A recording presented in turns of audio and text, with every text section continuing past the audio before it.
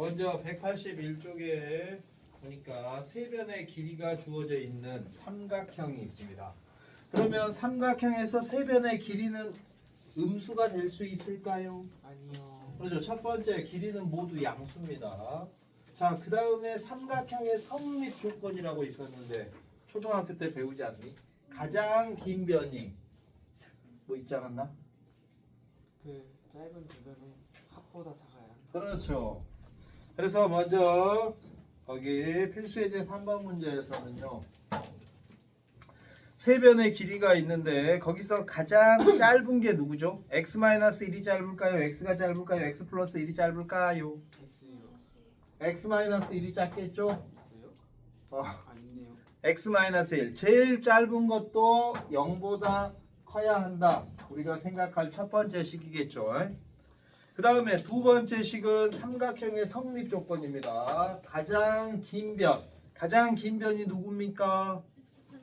x 플러스 1이 나머지 두 변의 합 x-1과 x를 더한 것보다는 작아야 한다. 이게 두 번째겠죠? 네. 그 다음에 무슨 삼각형 나왔습니까?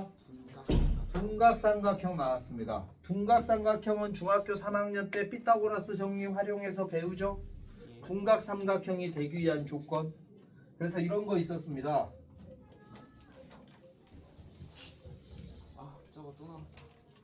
자, 그렇게 해서 직각 이렇게 해가지고 요 한 변의 길이를 R. B, 한 변의 길이를 A, 한 변의 길이를 C 이렇게 우리가 불러주겠습니다.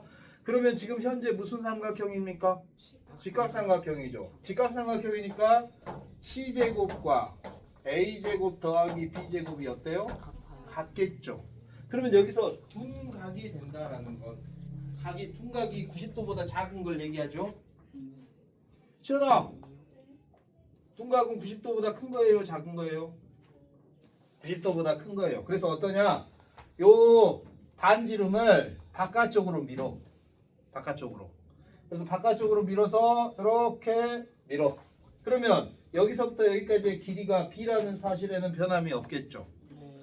그리고 이렇게 삼각형을 다시 만들어. 그러면 어떠냐? A의 길이랑 B의 길이는 길이의 변화 없겠죠. 네. 그런데 빗변의 길이는 하얀색 C에서 빨간색 C로 바뀌면서 어때? 길이가 더 길어졌죠. 그래서 둔각 삼각형이 되기 위한 조건은 가장 긴 변의 제곱이 나머지 두 변의 제곱의 합보다 크다. 이게 둔각 삼각형이 되기 위한 조건이었습니다. 그치? 자기가 필요할 때마다 이렇게 찾으면 돼. 그래서 가장 긴 변의 제곱이 나머지 두 변의 제곱의 합보다 더 크다. 요게 둔각 삼각형이 되기 위한 조건. 그래서 저 세 개의 조건을 동시에 만족하는 x값의 범위를 찾으면 되겠습니다. 예. 그래서 답이 3이구만. 그걸 이제 푸는 건 생략하겠습니다. 이건. 예. 다음 쪽으로 넘겨 보겠습니다. 아니 자, 이제 다음 쪽으로 넘겨 보시면은요. 2차 방정식의 실근의 조건 해서 나오는데 이게 언제 많이 쓰느냐 하면 나중에 2학년 1학기 때 주로 많이 사용을 합니다. 그래서 이걸 우리가 그 교재 내 프린트 준 거 있잖아. 그 프린트 준 게 이거거든. 이걸 이제 보통 근해 분리라고 해가지고 사람들이 이름 붙여놨대. 그래서 이게 두 가지 형태로 따지는데요. 근이 양수냐, 영이냐, 음수냐. 요거 한번 봐봐봐. 그러니까 우리가 2차 방정식이 있습니다. 2차 방정식이 있으면은 2차 방정식은 서로 다른 두 실근을 갖기도 하고 중근을 갖기도 하고 허근을 갖기도 하죠. 근데 허근은 양수다, 영이다, 음수다 얘기할 수 있어요? 없어요? 없습니다. 그래서 우리가 수학에서 중근을 우리가 그냥 근을 하나라고 생각하기도 하지만 서로 같은 두 실근이라고 생각하기도 하거든. 그래서 만족하는 실수의 개수가 몇 개냐? 그러면 하나. 근은 몇 개냐? 그러면 중근도 두 개로 치는 거야. 중근도 두 개로 치는 거야. 그래서 1차 방정식은 근이 하나, 2차 방정식은 근이 2개, 3차는 3개, 4차는 4개 이런 식으로 우리가 봐야 n차 방정식이 근이 n개가 됩니다. 그래야 편해지거든. 그래서 우리가 볼 때 2차 방정식은 근이 2개다. 그런데 그 2개가 서로 다르냐 아니면 서로 중복됐느냐 아니면 허근이냐 이렇게 우리가 따진다는 겁니다. 그래서 거기 위에 있는 표를 한번 보시면은요 2차 방정식에 근이 2개가 생기는데 두 근이 모두 양수일 때, 그 다음에 두 근이 모두 음수일 때, 그리고 마지막으로 두 근이 서로 반대부호일 때 이렇게 나와 있습니다. 그러면 우리는 두 근이 모두 양수냐 두 근이 모두 음수냐 두 근이 서로 반대부호냐 했을 때 따지는 게 뭐냐, ax의 제곱 플러스 bx 플러스 c는 0. 거기 보면 두 근이 모두 양 이렇게 돼 있으면 요 첫 번째로 우리가 판별식을 따지죠. 그 표에서 보면 첫 번째가 판별식이죠. 판별식을 따지는 이유가 뭐냐면 실근이냐 허근이냐 이거 판단하려고 그러는 거야. 그러면 당연히 허근이면은 안 돼. 근이 양수다 음수다 판단할 수 없다는 겁니다. 양수다 음수다 판단을 해야 되니까 실근이어야 한다. 그래서 두 근이 모두 양일 조건, 판별식이 0보다 크거나 같다. 중근도 두 근입니다. 중근도 두 근. 그 다음에 나와 있는 게 뭐가 나와 있습니까? 두 근의 합. 양수 더하기 양수는 뭐예요? 양수. 두 근의 곱. 양수 곱하기 양수는 양수. 그렇게 나와 있어. 당연한 이야기죠. 어떻게 생각하면 당연한 이야기야. 그러면 그 다음, 아니 시연아 우리 졸모 어떡해, 나 속상하다. 응? 좀만 힘내요. 혹시 졸리면 3교시 때 좀 졸아도 됩니다. 예? 네? 3교시 뭐죠? 사탄이요. 그때 원래 눈치껏 조는 거잖아요. 그래요? 수학 시간엔 졸면 안 됩니다. 자, 두 번째 봐주세요. 두 근이 모두 음입니다. 그러면 실근을 가져야 되겠죠? 그 다음에 음수 더하기 음수는 뭐죠? 음수. 음수 곱하기 음수는 양수. 자, 그런데 거기서 볼 거는 마지막 세 번째야. 마지막 세 번째에 보면 뭐라고 되어 있습니까? 반대부호라고 되어 있습니다. 반대부호일 때 판별식은 어때야 되느냐? 반대부호라는 건 하나가 플러스 3이면 하나는 마이너스 2처럼 근이 서로 떨어져 있어야 되겠지. 그래서 우리가 따지면 판별식이 0보다 커야 돼. 이거는 예? 판별식이 0보다 커야 돼. 근데 비어있죠? 비어있는 이유가 있습니다. 그 다음에 두 번째로는 양수 더하기 음수는 반대부호니까 양수 더하기 음수잖아. 양수가 더 절대값이 클지 음수의 절대값이 클지 아니면 양수랑 음수랑 절대값이 같을지 모르잖아. 그래서 이거는 몰라요. 몰라. 이거를 알려면 좀 더 구체적인 사실을 우리한테 알려줘야 돼. 그런데 하나는 확실하죠. 알파 베타. 알파 베타는 양수일까요 음수일까요? 하나는 양수고 하나는 음수예요. 곱했으니까 음수죠. 그러면 여기다가 이렇게 좀 적어놔봐. 그 오른쪽 비어져 있잖아. 거기다 이렇게 적어주세요. 알파 베타 공식이 뭐냐? 알파 베타가 공식이 뭐더라? 알파 베타 A분의 C. A분의 C가 음수라는 사실입니다. A분의 C가 음수라면 AC는 뭘까요? AC도 음수죠. 그잖아. A분의 C가 음수라는 건 서로 반대부호라는 거 아니야. 하나가 0이 될 수는 없겠지. 그러니까 반대부호끼리 곱하면 당연히 음수겠지. 요걸 어디에다 적용을 하느냐? 요 판별식에다 적용을 하는 거야. 판별식 공식이 뭐죠?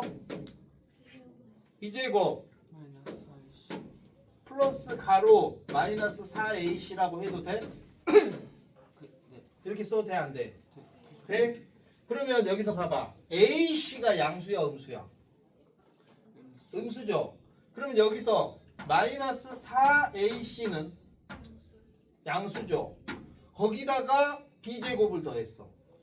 완전 제곱식은 항상 0 이상입니다. 그러니까 여기서 우리가 생각할 건 B제곱은 항상 0 이상이야. 최소한 B제곱은 0이야. 음수 될 수 없어. 거기다 마이너스 4AC는 양수야.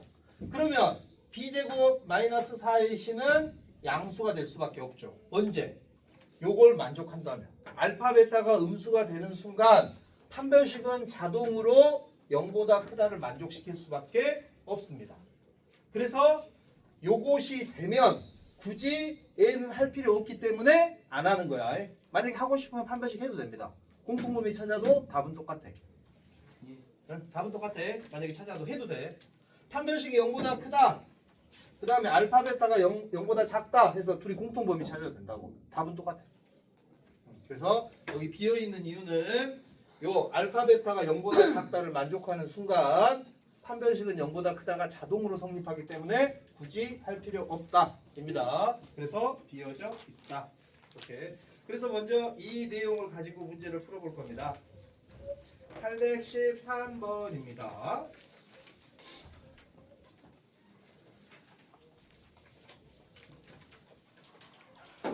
813번 문제 보도록 하겠습니다. 813, 뭐라고 있어?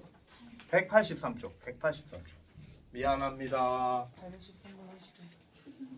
없습니다. 183쪽입니다.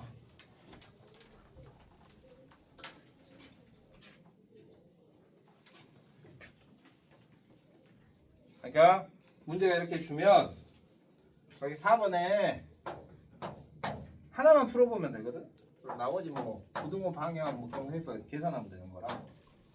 2kx 그 다음에 3k 플러스 4가 0이다. 1번에 두 근이 모두 양이다.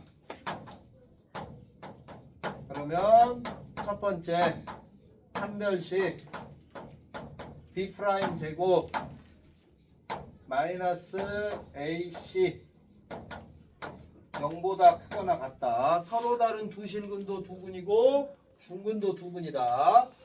그래서 k-4에 k 플러스 1 이렇게 되면 0보다 크다는 양 끝값이에요? 사이 값이에요? 양 끝값이에요. 양 끝값. 작은 것보다 더 작고 큰 것보다 더 크다. 두 번째로 두 근이 모두 양수예요. 양수 더하기 양수는 뭘까요?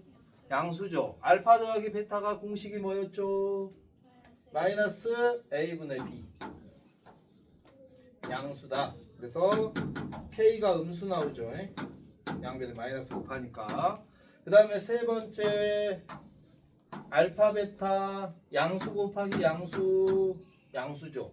근데 알파 베타가 a분의 c죠. 3k 플러스 4가 양수. 그래서 k가 마이너스 3분의 4보다 크다. 이렇게 나옵니다. 그러면 우리는 이걸 수직선에다 그린다고. 첫 번째 마이너스 1 4 두 번째 0보다 작다. 세 번째 마이너스 3분의 4보다 크다. 그래서 세 개가 동시에 지나가는 게 공통범위입니다. 공통범위는 마이너스 3분의 4보다 크고 마이너스 1보다는 작거나 같다. 이렇게 찾는다는 것입니다. 나머지도 이제 같은 방법으로 찾는 거야. 그래서 이걸 우리가 근의 분리 중에 뭐 실근의 부호 이렇게 부르고요. 그 다음에 이제 넘겨보면은요. 양수다 음수다 이 얘기를 안 해줘 이제 문제에서. 양수다 음수다 이런 얘기를 안 해줘. 양수다 음수다 이런 얘기를 안 하고 뭐라고 하느냐, 몇보다 크다 몇보다 작다 이렇게 얘기를 해줘. 원리는 똑같아. 원리는 똑같은데 판별식의 역할은 뭐라고요? 근의 개수. 근의 개수에. 근데 이 판별식의 다른 역할은 근의 개수라는 말이 무슨 말이냐? x축과 교점의 개수거든. x축과 교점의 개수. 그 다음에 그러니까 우리가 여기다 그 프린트 준 거 있잖아요. 오른쪽에 또 이렇게 좀 적어놔 주세요. 그러니까 판별식은 역할이 실근의 개수 역할도 하는데 같은 표현이 x축과 교점의 개수야. x축과 교점의 개수를 찾는 역할을 실근이 합니다. 그 다음에 알파 플러스 베타 알파 플러스 베타가 마이너스 a분의 b잖아요. 알파 플러스 베타가 마이너스 a분의 b죠. 그런데 또 뭐가 있느냐, 2차 함수에서 대칭축이라는 거 있습니다. 대칭축. 꼭지점의 x값. 대칭축 구하는 공식이요. x는 마이너스 2a분의 b거든요. 꼭지점의 x값. 보면은 대칭축이랑 두 근의 합이랑 무슨 차이만 있냐? 요 숫자 2 차이만 있어, 분모에. 근데 우리가 판단하는 건 대칭축이 몇보다 크다 작다를 판단하거든. 그때 숫자 2의 역할은 숫자 2가 있으나 없으나 몇보다 크다 작다 해서 영향은 안 줘. 그래서 이 둘이 같은 역할을 해. 같은 역할. 알파 플러스 베타랑 대칭축이 같은 역할. 그 다음에 세 번째 알파 베타랑 같은 역할이면 이거는 이제 조금 다르긴 한데 알파 베타랑 요 같은 역할이 뭐 하느냐? 함수값을 우리가 계산해. 함수값. 함수값이라는 건 f 삐리리 이걸 계산을 하는 거야. 근데 요 삐리리 자리는 문제에서 숫자를 우리에게 알려줘. 숫자를 알려줘. 그러면 우리는 어느 정도만 판단하느냐? 이 숫자를 넣었을 때 결과가 양수일지 0일지 음수일지 이 정도만 우리가 판단을 해줘. 그래서 이쪽으로 우리가 계산을 하는 걸 실근의 부호, 양수냐 0이냐 음수냐 판단하는 역할을 하고. 시연아, 시연이 물 마시고 난 아니 근데 집중아. 그래? 이거 적어놔야 되는데 오른쪽에. 소원이야. 여기서 요쪽이 근해 분리. 요쪽이 근해 분리에서 역할인데 요 세 가지의 역할이 이쪽에서 요 세 개랑 같은 역할을 하는 거예요. 같은 역할. 그래서 우리가 요 세 가지를 여러분이 판단한다. 판별식. 여기서도 x축과 교점의 개수 이거 판별식으로 판단합니다. 그래서 우리는 이제 근해 분리에서는 판별식, 대칭축, 함수값 요 세 가지를 판단해. 그리고 여러분이 그 식에 해당하는 그림을 그려보는 거야. 예. 그림을 그려본다. 그래서 한번 여기는 위의 문제를 내가 하나 설명을 하고 여러분이 밑에 있는 문제 중에 하나를 풀어보고 나머지는 좀 풀어오는 걸로 이렇게 정리를 하겠습니다. 자, 5번 이제 한번 봐봐. 5번 문제가 이렇게 딱 온단 말이야.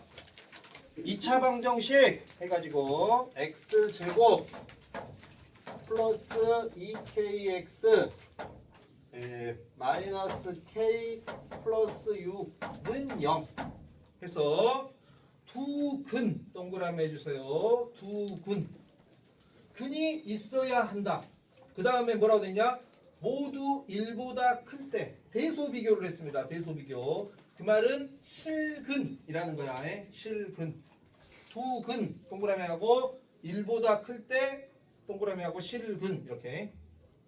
그래서 우리가 이제 판단을 하는데요. 어떻게 판단을 하느냐? 184쪽 넘어갔어. 184쪽에 이걸 이제 우리가 그림을 그려. 어떻게 그리냐? 두 근을 가질 수도 있고 그 다음에 한 근을 가질 수도 있어. 한 근을 가질 수도 있는데 만약에 내 그림은 빗나갔는데 한 근을 가지면 여기가 꼭지점이에요. 꼭지점. 둘이 꼭지점. 요 꼭지점에서 한 근을 갖는 거야. 꼭지점 대칭축에서. 자, 그런데 어떠냐 하면 문제에서 요게 근이죠. 요것들이 근이야. 근데 근이 모두 몇보다 크다라고 돼 있습니까? 그러면 1의 위치는 근이라는 건 요 자리에서 x값을 얘기하거든. 이 자리에 x값이 1보다 모두 크려면 1이 더 왼쪽에 있어야 되겠죠. 맞니? 1이 더 왼쪽에 있어야 되겠지. 그래서 이걸 보고 우리는 세 가지를 판단해. 첫 번째, 판별식. 서로 다른 두 실근도 되고 중근도 된다. 판별식.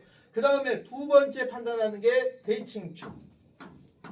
마이너스 2a분의 b인데 이 대칭축이 어디냐 하면 이 그림상에서는 이 선이 대칭축이기도 하지만 이 자리에 x값이 곧 대칭축이라고 생각해도 돼. 이 선. 그러면 이 선하고 x는 1이라는 선하고 비교해. x는 1하고 대칭축하고 비교를 해봐. 그럼 이것도 x값, 이것도 x값이야. 그럼 x값은 오른쪽이 꽤 커, 왼쪽이 커? 오른쪽이 크죠. 그러니까 대칭축이 어떠냐? 대칭축이 1보다 더 큰 쪽에 존재한다. 1보다 x는 1이라는 선보다 대칭축이 더 오른쪽에 존재해야 한다. 반드시. 이게 만약에 왼쪽에 있어버리면 그림이 이렇게 그려지거든. 그럼 두 근이 모두 1보다 작아져 버리거든. 그 다음에 세 번째로 판단하는 게 뭐냐? 함수값인데 함수값은 이 식을 여러분께서 fx라고 이름을 줬다라고 생각을 해. 그랬을 때 f의 몇을 판단하느냐? 대략 위치를 알고 있는 숫자, 밑도 끝도 없는 숫자를 하는 게 아니라 이렇게 몇보다 크다, 몇보다 작다 했을 때 이 숫자를 넣었을 때 y값, 이 자리를 우리는 뭐라고 부르느냐 하면 1,f1이라고 부르지 않겠습니까? 맞잖아. 1,f1. x에다 1 넣었을 때 y값. 이 자리 잡혀. 1,f1이잖아. 1,f1. 1,f1에서 f1이 x값이에요? y값이에요? y값은 x축보다 위에 있으면 양수예요? 음수예요? 양수. 그래서 뭘 확인하느냐? f1이 양수여야 되겠네. 요 세 가지를 판단을 하는 거야. 그래서 이 세 가지를 동시에 만족시킨다면 그림이 이런 형태로 그려질 수밖에 없고, 그러면 이 방정식의 두 근이 모두 1보다 큰 쪽에서 생길 수밖에 없다. 이렇게 판단을 하는 거야. 이걸 우리가 근의 분리라고 하거든. 그러니까 요거는 자기가 요 기본적으로 세 가지를 판단해야 한다라고 생각을 하고 문제를 읽고 거기에 맞는 그림을 그려서 이 그림을 보면서 세 가지를 판단해 주는 거야. 그래서 이 세 가지가 판단이 딱 되면 그 다음에 이제 계산이 들어가는 거야. 자, 첫 번째 판별식 b제곱 마이너스 ac 0보다 크거나 같다. k 플러스 3의 k 마이너스 2 0보다 크거나 같다는 양끝값이었습니다. 양끝값. 그래서 작은 것보다 작고 큰 것보다 크다. 그 다음에 두 번째로 축은 이 공식에다 넣으면 돼. 그 공식에다 마이너스 2a분의 b 마이너스 2a분의 b 이 값이 1보다 크다. 그럼 여기 2는 떨어지고 양변에 마이너스 곱하니까 k가 마이너스 1보다 작답니다. 세 번째로는 함수값 f1 식에다가 x에다 1을 넣습니다. 1 넣으면은 2k에서 k 빼니까 k 1 넣으면 플러스 7이죠. 이게 0보다 커서 k는 마이너스 7보다 크다. 그래서 요 세 가지를 하나 둘 셋 공통범위를 찾는 거야. 요 세 가지의 공통범위. 할 수 있군. 그러면 5-2번 한 번만 풀어볼까요? 5-2번을 한번 풀어보도록 하겠습니다. 그러니까 5-2번도 요 세 가지를 먼저 문제를 읽고 그림이 어떻게 생겨야 되겠구나. 그래서 요 세 가지를 판단을 하고 그 다음에 여러분이 거기에 맞는 계산을 해서 공통범위를 찾는 거야. 그러면 이제 여러분이 실제로는 해야 될 건 이제 이런 다양한 형태로 내가 프린트해 준 것처럼 다양한 형태로 근의 위치를 알려주거든. 그럼 그때마다 이런 그림이 돼야 되겠구나.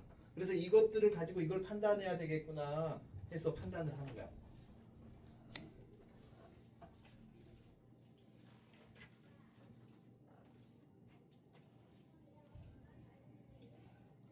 뭐? 코 좀 풀고.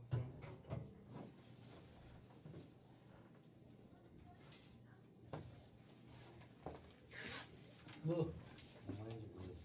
뭔 말인지 모르겠다고? 판별식의 역할은 뭐라고? x축과 교점이 몇 개 생겨야 될까? 대칭축 꼭지점의 x값이 문제에서 알려준 숫자보다 오른쪽에 있어야 될까? 왼쪽에 있어야 될까? 2를 넣었을 때 y값은 양수일까? 0일까? 음수일까? 판단하는 건데 어렵지. 맞아, 이게 어려워. 두 근이 모두 1보다 작대. 그럼 그림이 어떻게 돼야 될까? 두 근이 모두 1보다 작다. 그럼 근이 어디 있어야 돼? 그 그림에서 1이 어디 있어야 돼? 1. 안 보일까봐. 그러면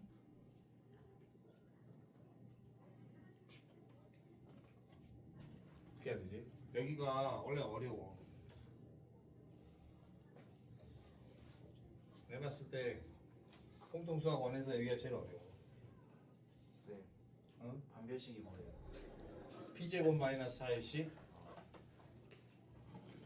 판별식의 역할은 실근에 서로 다른 대칭근이냐 중근이냐 허근이냐를 판단하는 역할을 하고 X축과 교점의 개수를 판단하는 역할을 합니다.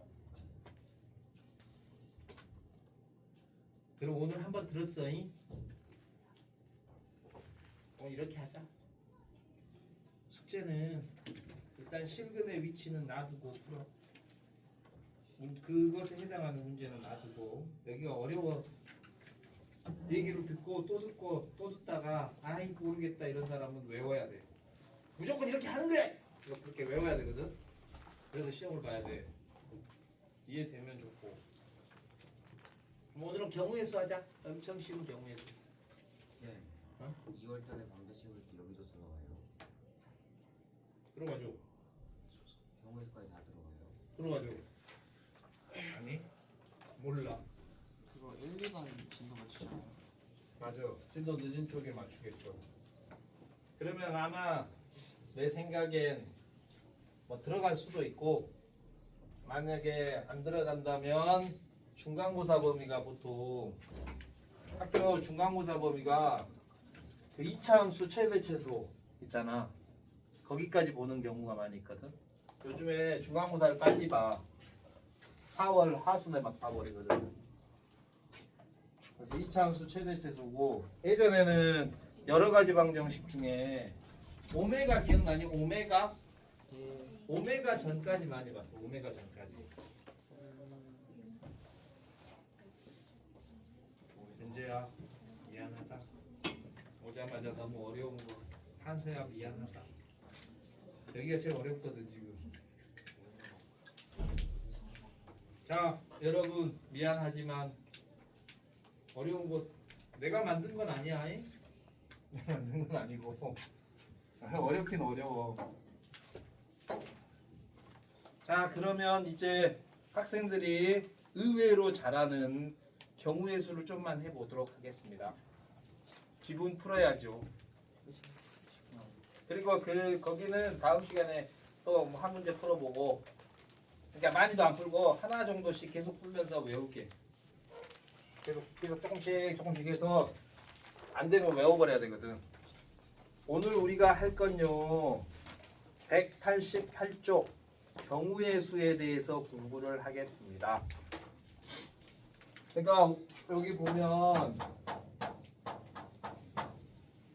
경우의 수가 중학교 때 나오지 않니?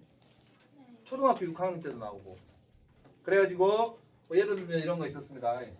숫자 카드 1, 2, 3, 4, 5를 가지고 동생한테 유치원 다니는 조카한테 아니면 동생 퀴즈를 냈습니다. 자 이걸로 세 자리 카드 여기다 갖다 붙여가지고 숫자 만들 거예요 라고. 그러면 맨 처음에 여기에 붙일 수 있는 경우는 몇 가지죠? 5가지. 그 다음은요 4가지. 하나 사용했으니까. 그 다음에 또 하나 사용했으니까 3가지입니다. 그런데 총 경우의 수는 그럼 몇 가지일까요? 하면 어떤 친구는 5 더하기 4 더하기 3인가? 이렇게 생각할 수도 있고, 또 누구는 5 곱하기 4 곱하기 3인가? 이렇게 생각할 수도 있는. 현세야 나중에 할게. 나중에 이렇게 생각할 수 있는데, 그때 요 경우를 우리가 이렇게 경우의 수끼리 더하는 걸 합의 법칙, 경우의 수끼리 곱하는 걸 곱의 법칙이라고 보통 1학년 때는 부르거든. 그래서 책에 보면 합의 법칙이냐 곱의 법칙이냐 라고 나오는데, 보통 우리가 고배 법칙과 합의 법칙을 구분을 하는 방법이 고배 법칙은 어떤 우리가 행위를 해. 세 자리 숫자를 만드시오 했는데 내가 여기서 어떤 동생이 3을 가져다 붙이고 그 다음에 4를 여기다 가져다 붙이고 가만히 기다리고 있어. 그러면 이 세 자리 수 만드는 게 완성이 됐니? 안 됐니? 안 됐죠.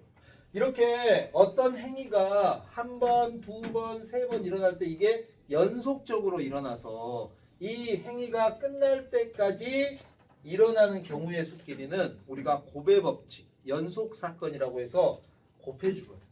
경우의 수 길이. 실제로 한번 더해보고 곱해보고 해서 만들어 보면 곱해야만 경우의 수가 맞아떨어진다. 이렇게 판단할 수 있어.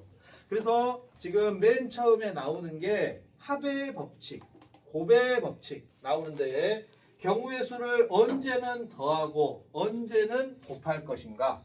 이게 합의 법칙.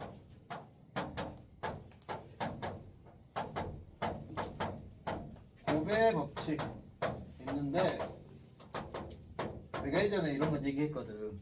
합사건, 곱사건, 합집합, 교집합 이런 얘기를 했었는데 이게 단어로는 합의 법칙에 해당하는 단어 또는 이거나 이걸 외워야 돼.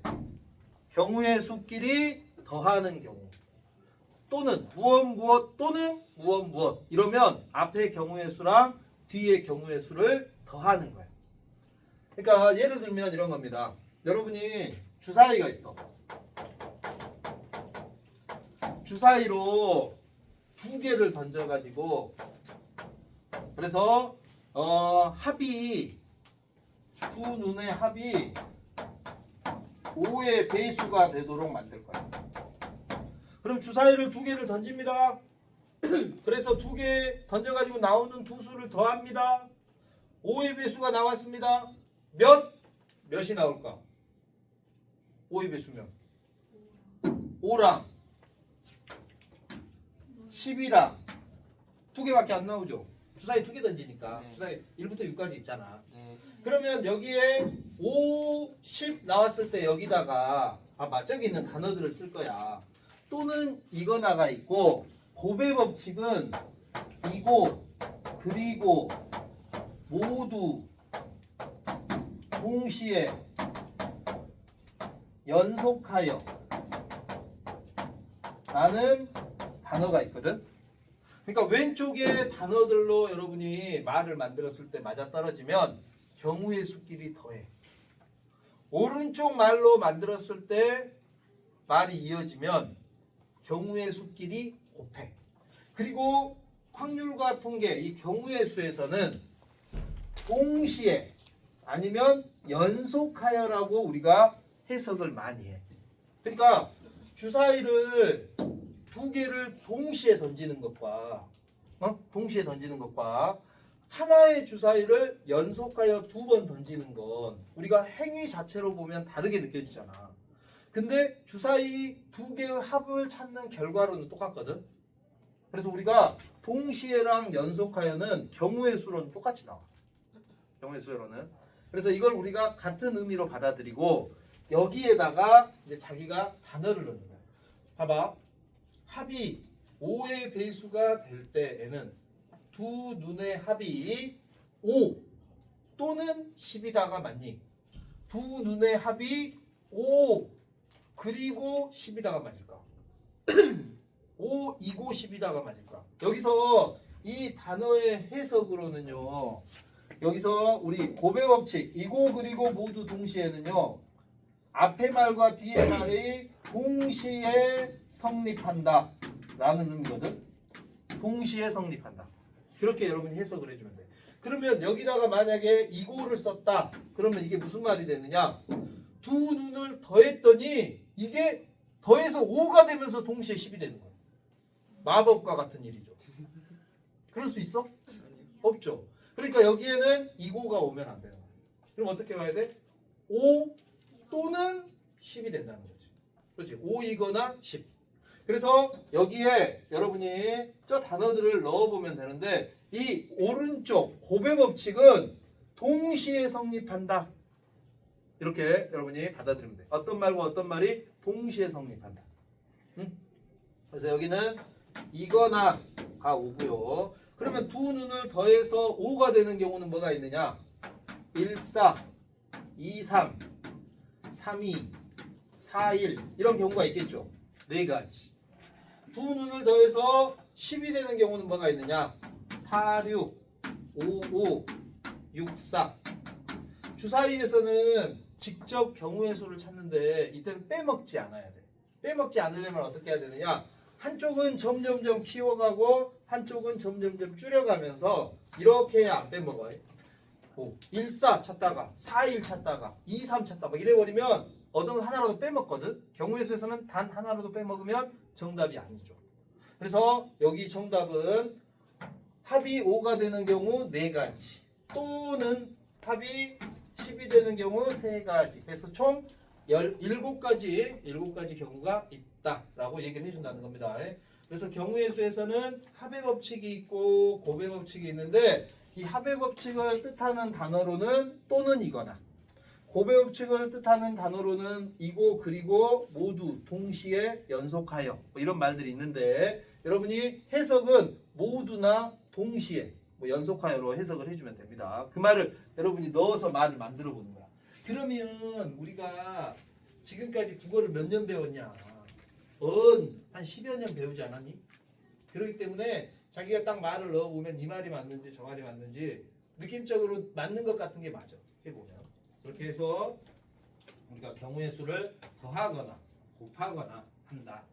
자 그러면 거기 예를 들면 다녔어. 그래서 거기 이제 교재에서 보면은요 합의 법칙이 있고 곱의 법칙이 있고 그 다음에 수영도라는 말이 있는데 이제 그런 것들에 대해서 우리가 공부를 하나씩 해볼게요. 자 그러면 189쪽을 한번 봐주세요. 189쪽에서 봐봐라. 1번 문제. 그거 한번 개념 체크 문제 한번 우리 같이 눈으로 풀어보게. 집에서 학교로 가는 버스 노선은 6가지가 있대. 그 다음에 지하철 노선은 3가지가 있대. 그러면 집에서 학교로 가는 방법은 총 몇 가지가 될까요? 6이랑 3을 더해야 돼, 곱해야 돼? 더해야 돼. 거기 문제에서 보면 뭐라고 되어 있느냐? 버스 노선 또는이라고 되어 있죠. 또는에 동그라미 한 번만 해주세요. 또는 버스 노선 또는 지하철 노선. 또는은 뭐라고? 더한다. 또는 이거나 더한다. 여기 또는 더하기 동그라미하고 더하기 표시 딱 해놔. 그런 의미가 된다. 그래서 6 더하기 3에서 9다. 그 다음에 2번 1부터 10까지 자연수가 하나씩 적힌 10장의 카드 중에서 한 장을 뽑을 때 3의 배수 또는 4의 배수 또는 나왔잖아. 또는 그러면 3의 배수는 몇 장이 있을까요? 3장. 또는 4의 배수는 몇 장이 있을까요? 2장. 그런데 혹시 겹치는 건 없을까요? 우리가 실수로 2번 센 거. 3하고 4가 겹치는 건 몇의 배수죠? 아니 그거 맞아. 9가지. 그래. 그래서 2번에 1번은 더해서 5가지입니다. 5가지. 자, 그 다음에 이제 그런데 거기 2번에 2번처럼 또는이 나오더라도 2번에 2번처럼 또는이 나오더라도 5의 배수는 2개죠? 홀수는요? 5개죠? 그런데 겹치는 게 있죠? 겹치는 게 몇의 배수냐? 5의 배수도 되면서 홀수도 되는 건 5죠. 5. 그래서 겹치는 게 하나가 있으니까 겹치는 건 떼줘야 한다. 경우의 수에서도. 자, 그 다음 3번 햄버거가 5종류가 있고요. 탄산음료가 3종류가 있습니다. 근데 어떻게 하느냐? 한 손에는 햄버거를 들고요. 연속하여 다른 손에는 음료수를 들고 와야 돼. 그러면 내가 햄버거만 딱 고르고 가만히 있으면 이 내가 음료수랑 햄버거랑 다 고른 거야? 아니면 고르고 연속하여 또 골라야 돼? 고르고 연속하여 또 골라야 되죠? 그때는 경우의 수를 뭐 한다? 곱한다. 그래서 경우의 수를 곱해서 5 곱하기 3이다. 그러니까 이거야 안에 햄버거가 한번 생각해 보면 1, 2, 3, 4, 5가 있고 음료수가 1, 2, 3이 있어. 그러면 햄버거 1을 골랐을 때 3가지, 2를 골랐을 때도 3가지, 3을 골랐을 때도, 4를 골랐을 때도, 5를 골랐을 때도 각각 3가지씩 음료수를 고를 수 있죠. 그래서 5 곱하기 3, 15가지가 만들어진다는 겁니다. 거기서 보니까 이제 연속하여 고르게 되면 곱한다. 그 다음 4번에서 A 지점에서 B 지점을 거쳐 C까지 가야 됩니다. 그러면 A에서 출발을 하면 C에 도착할 때까지는 계속 움직여야 되죠. 그러잖아요. 그래서 A에서 B로 가는 것, 그 다음에 연속하여 B에서 C로 가는 것이 됩니다. 그래서 연속 사건이기 때문에 4번도 경우의 수를 곱한다. 그래서 3 곱하기 4 이렇게 된다는 거지. 그래서 이게 문제는 이제 간단하지만 계속 우리가 판단을 해야 될 건 뭐냐? 언제 더할까? 또는 언제 곱할까? 이걸 판단해야 판단은 것입니다.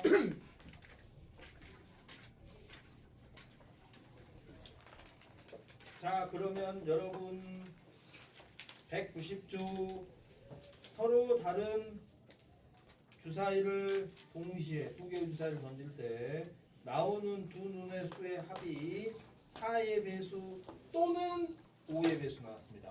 또는 뭐라고? 더하라고 해. 또는 나오라고.